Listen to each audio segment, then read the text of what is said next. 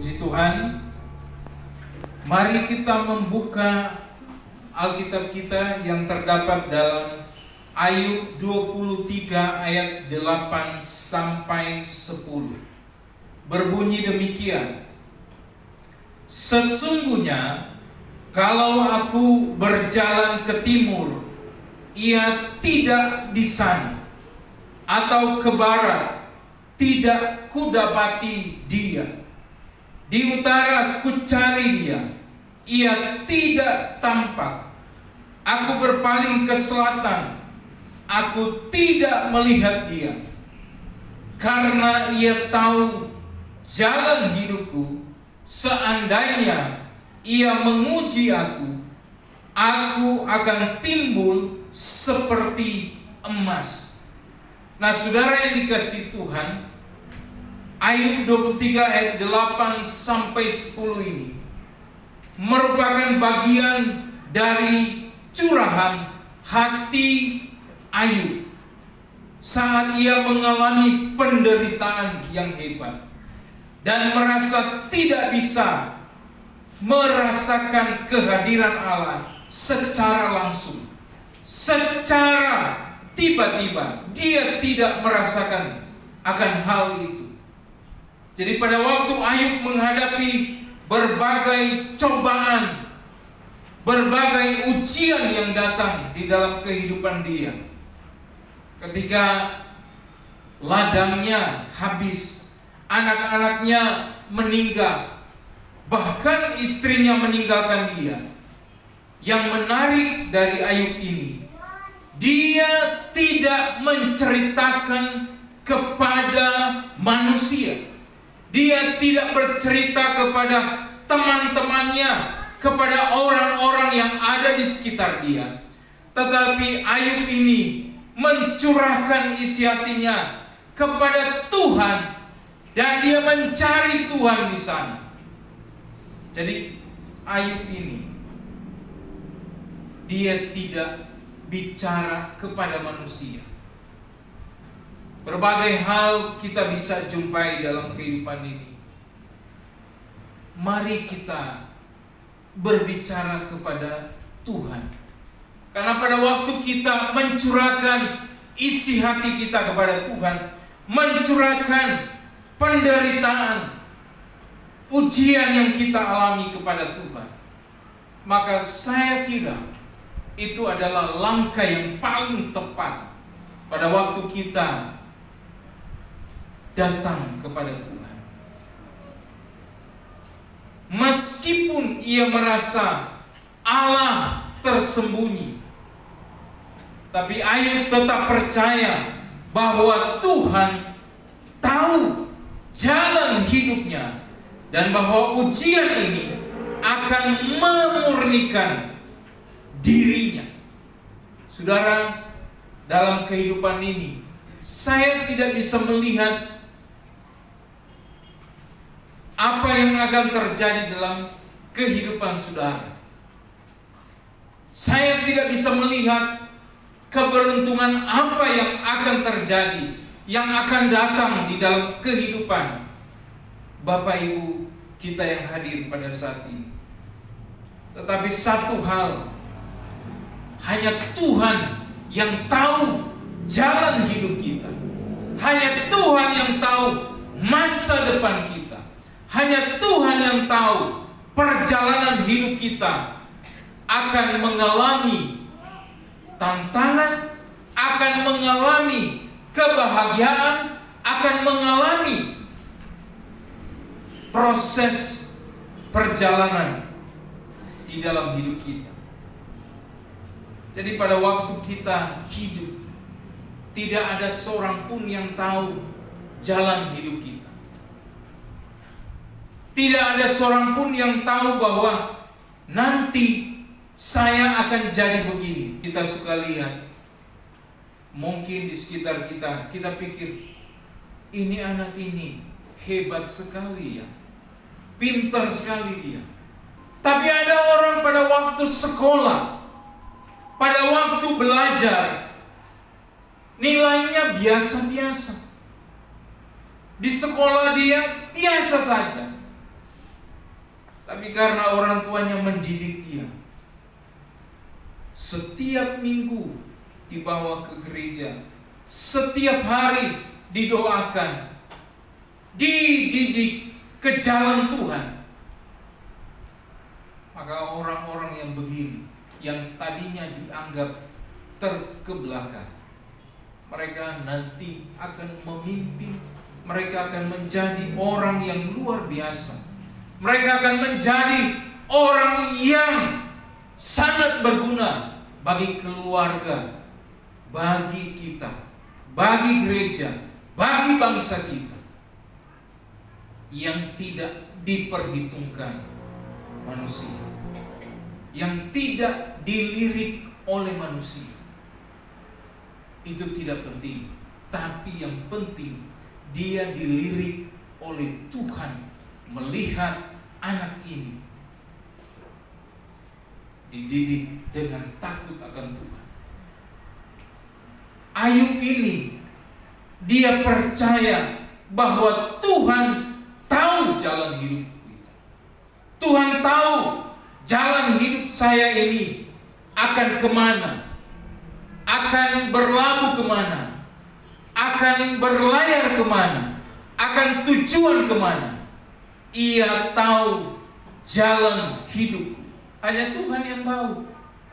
Kita bisa berencana, boleh. Kita berencana, sangat boleh. Kita punya satu tujuan, sangat boleh.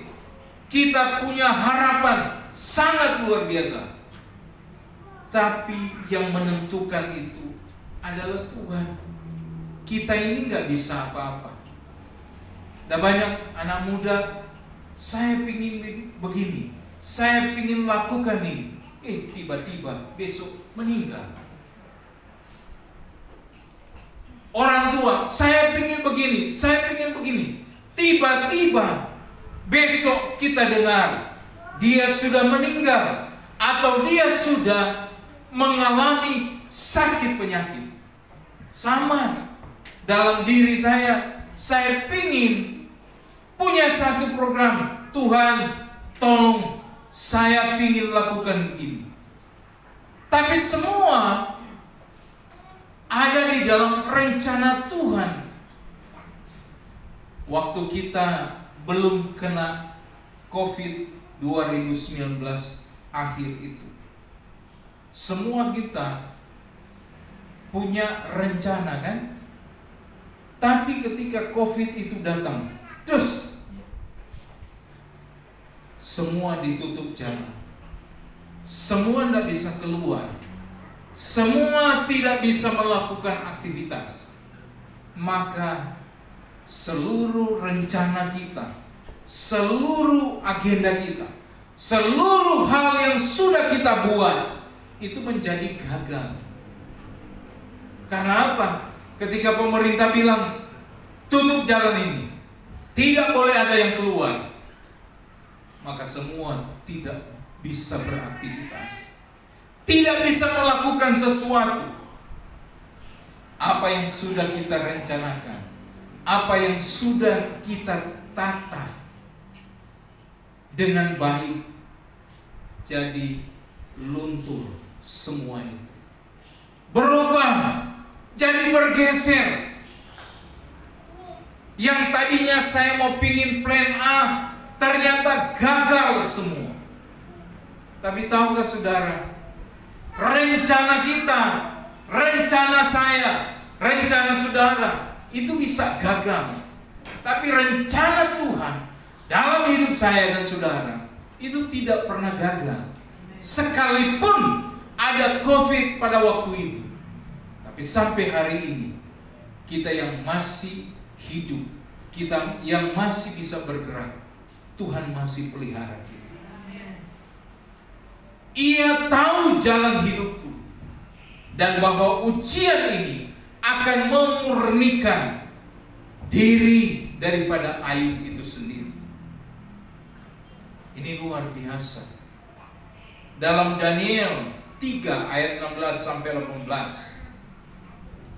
Lalu Sadrak, Mesak dan Abednego menjawab Raja Nebukadnezar, "Tidak ada gunanya kami memberi jawab kepada Tuanku dalam hal ini. Jika Allah kami yang kami puja sanggup melepaskan kami, maka Ia akan melepaskan kami dari perapian yang menyala-nyala itu, dan dari dalam tangan-Mu ya Raja. Tetapi seandainya tidak." Nah, yang menarik di sini adalah pada waktu kita beriman pada Tuhan, mau Tuhan menolong kita atau Tuhan tidak menolong kita, maka iman kita harus konsisten, bukan mengalami kemunduran, bukan mengalami kita makin jauh daripada Tuhan karena Tuhan tidak jawab doa kita. Sadrak, Mesak, Abednego ini,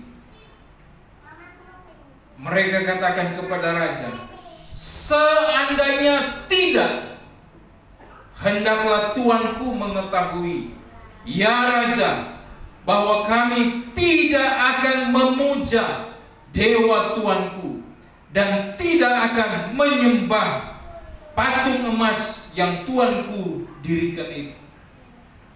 Ini satu persoalan yang sangat serius kepada Sadrak, Mesak, Abednego. Ini mungkin kita katakan ini terjadi sudah lama sekali kejadian ini. Apakah ini bisa terjadi sama kita? Sangat bisa sekali. Baru kemarin kita dengar kasus yang menimpa Cidahu, Sukabumi. Anak-anak sedang retreat, masuk mereka, memaksa mereka untuk bubar, untuk mereka menghentikan acara kerohanian. 3 hari lalu baru kejadian itu. Kejadian lagi di Depok, gereja GBKP, apa itu ya? Gereja Batak Karo Protestan. Iya. Izinnya sudah ada. Datang mereka. Tidak boleh ada gereja di sini. Tidak boleh membangun gereja di sini. Padahal izinnya sudah ada loh. Di sini akan didirikan gereja GBKP. Nomor izin, dapat izin dari pemerintah. Itu sudah punya izin. Tapi dikeruduk sama mereka, masa datang. Ini yang terjadi di negara kita.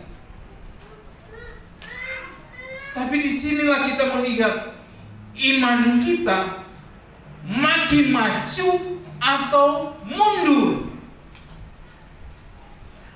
Jujur, seringkali kita mengalami kemunduran ketika dihadapkan dengan persoalan pergumulan. Saya juga beberapa kali begitu. Ketika Tuhan, kenapa Tuhan tidak jawab? Kenapa Tuhan berdiam diri seolah-olah Tuhan tidak ada? Saya sudah berdoa, tapi tidak terlihat Tuhan di sana. Ayub merasa Tuhan tidak terlihat atau terasa hadir dalam penderitaannya. Dia rasa, di mana Tuhan? Kenapa saya ke timur, saya ke barat, Tuhan tidak ada di sana? Saya ke selatan, Tuhan juga tidak ada di sana. Seringkali merasa kita bahwa kita mencari Tuhan, tapi Tuhan pun tidak ada. Jawaban Tuhan dalam hidup kita tidak ada. Tetapi iman Ayub tetap teguh. Ia percaya bahwa Tuhan tahu seluruh hidupnya. termasuk penderitaan yang sedang dia hadapi. Tuhan tahu engkau sedang duduk di sana, dan dia sedang tahu bahwa bahwa saudara sedang punya pergumulan, sedang punya persoalan, sedang ada di dalam ujian. Tuhan tahu. Saya berdiri di sini, saya tidak tahu apa yang dirasakan oleh orang lain. Saya tidak tahu engkau sedang duduk, tapi pikiranmu sedang berjalan. Bagaimana ini? Besok akan ada tagihan datang kepada kita.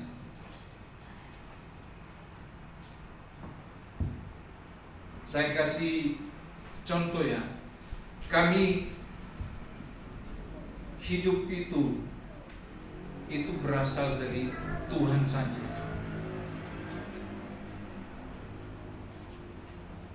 Kamu bayar untuk apa itu?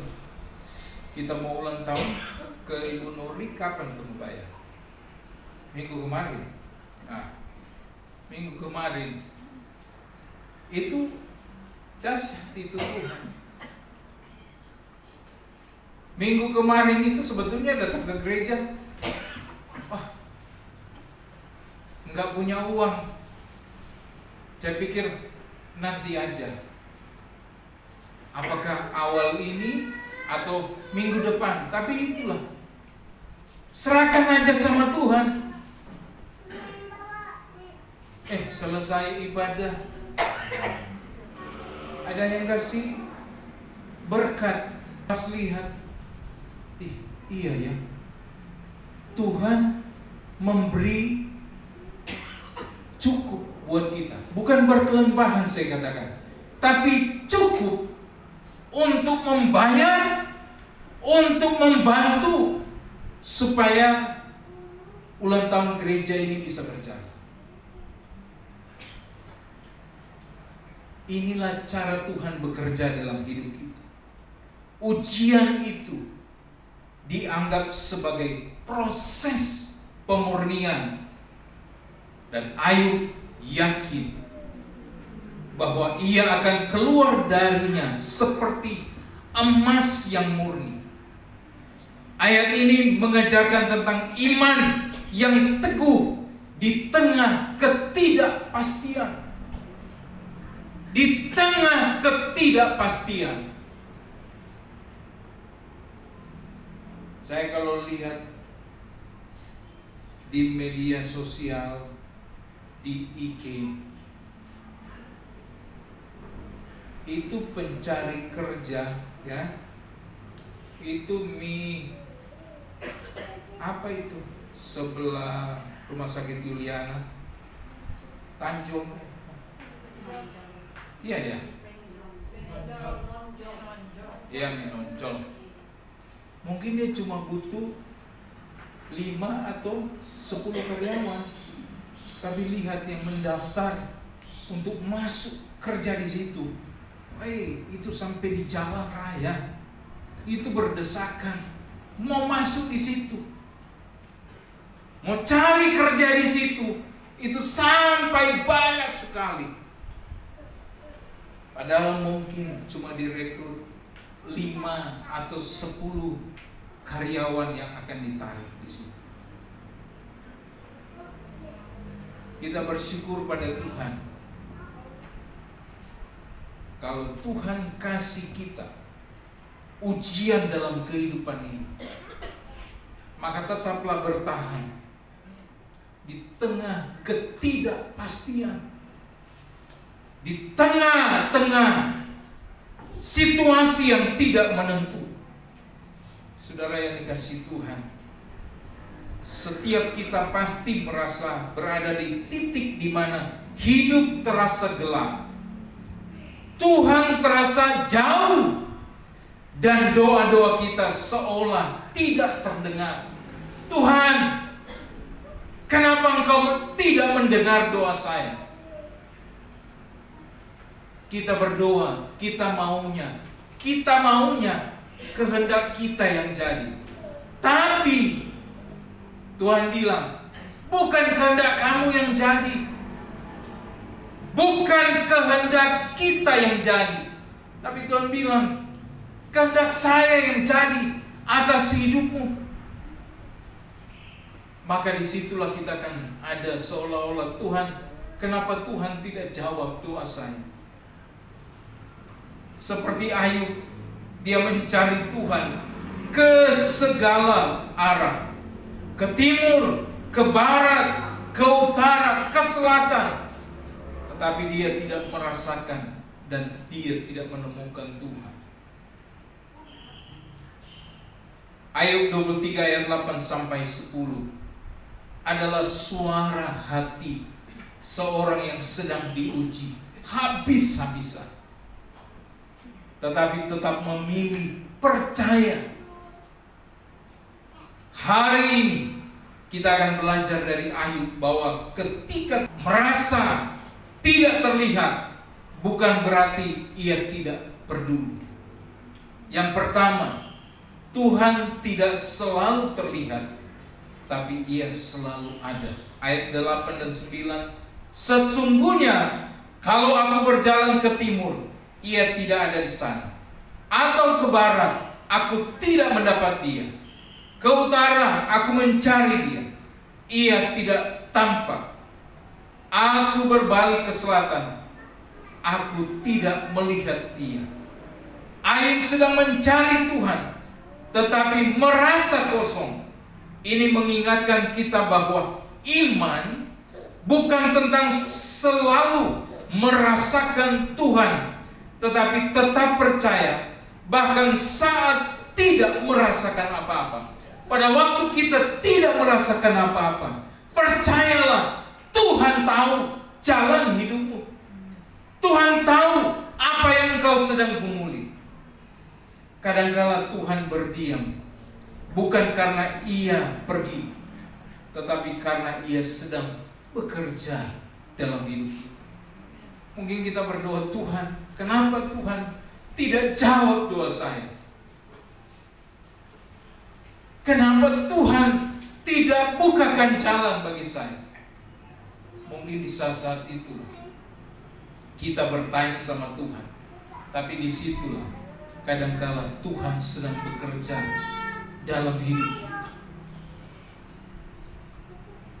Dia berdiam, bukan dia tidak menjawab doa kita, tapi dia sedang mengerjakan sesuatu.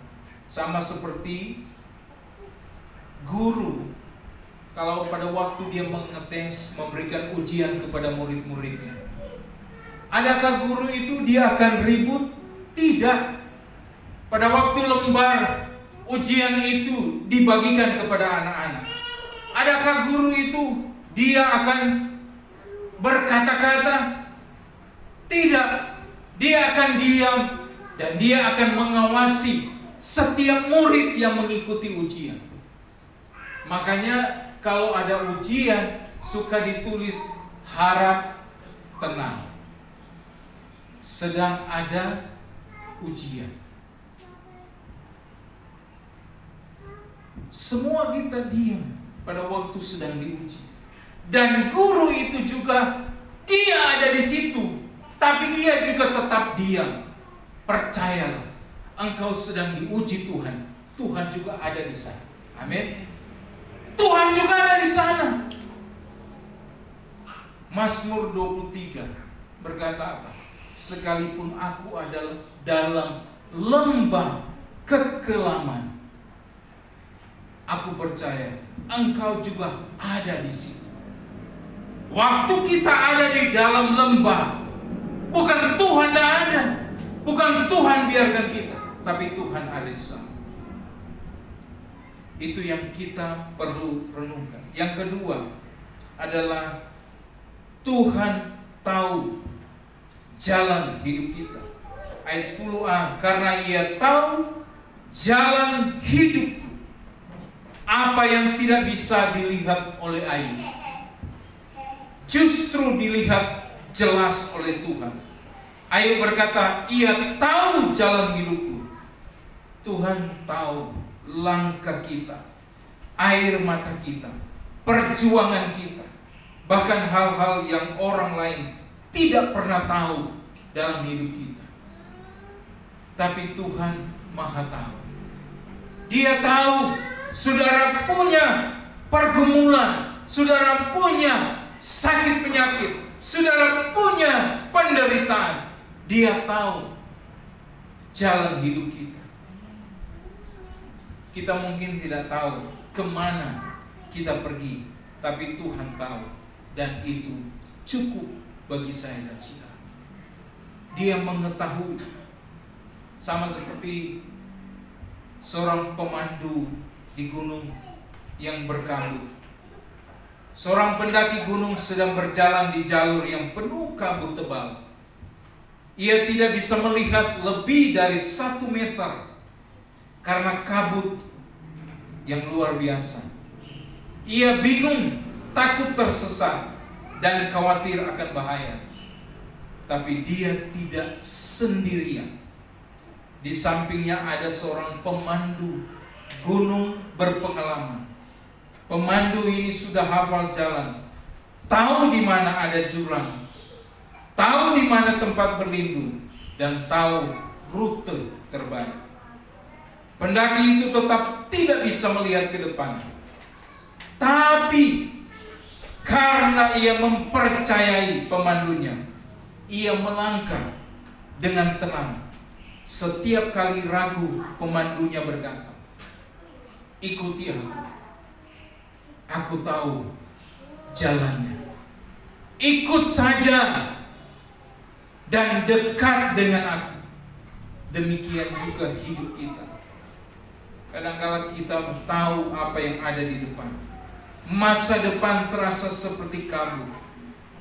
Tapi Tuhan sudah tahu ujungnya, karena Ia melihat seluruh perjalanan hidup kita dari awal sampai akhir. Jangan pernah merasa takut, karena Tuhan ada di dekat. Yang ketiga, ujian itu memurnikan kita, bukan menghancurkan kita. Ayat 10b berkata, "Seandainya ia menguji aku, aku akan timbul seperti emas."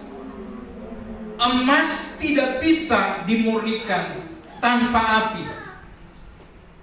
Penderitaan yang kita alami bukan untuk menghancurkan kita, tetapi untuk memurnikan karakter kita. Kenapa banyak sekali persoalan menimpa kita? Jangan kita melihat selalu orang lain yang salah, tapi harus melihat ke diri kita. Karakter apa yang Tuhan mau supaya hidup saya ini semakin berkenan kepada Tuhan? Karakter apa yang Tuhan ingin supaya saya lepaskan dari kehidupan saya sendiri?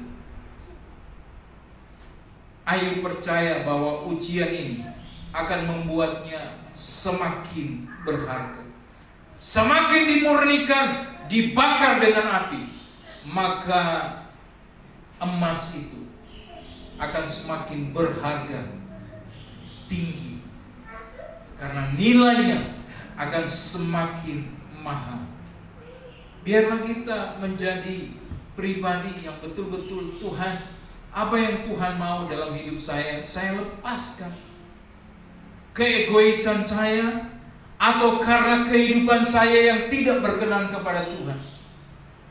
Kesombongan saya, tahukah saudara, kesombongan kita Tuhan bisa hancurkan lewat orang lain. Orang lain Tuhan utus sama kita supaya kita belajar untuk merendahkan hati kita, untuk kita mulai sadar, oh iya ya, ternyata hidup ini saya memerlukan Tuhan. Orang suka berkata, di atas langit masih ada langit lagi besar. Apa yang kita mau sombongkan di dalam dunia ini? Saya perhatikan ya, saya lihat dengan jelas-jelas. Contohnya, orang punya kedudukan di kepolisian atau TNI. Kalau dia hidup sombong, boleh dia sombong, tapi lama-kelamaan sampai dia pada purnawirawan. Setelah dia purnawirawan, sudah habis. Pengaruhnya itu habis. Tapi orang yang senantiasa rendah hati, saya lihat ketika dia rendah hati, walaupun dia sudah pensiun, orang tetap mendengar apa yang dia bicarakan. Karena punya nilai, bobot, karakter yang baik. Tapi orang yang tidak punya nilai karakter dalam kehidupan ini, dia bicara sombong-sombong terus. Pada waktunya nanti, dia purnawirawan, dia mulai jatuh. Mari kita mulai memandang kepada Tuhan. Tuhan, Engkau tahu jalan hidupku, Engkau tahu masa depan. Biarlah kita takut akan Tuhan. Amin firman Tuhan.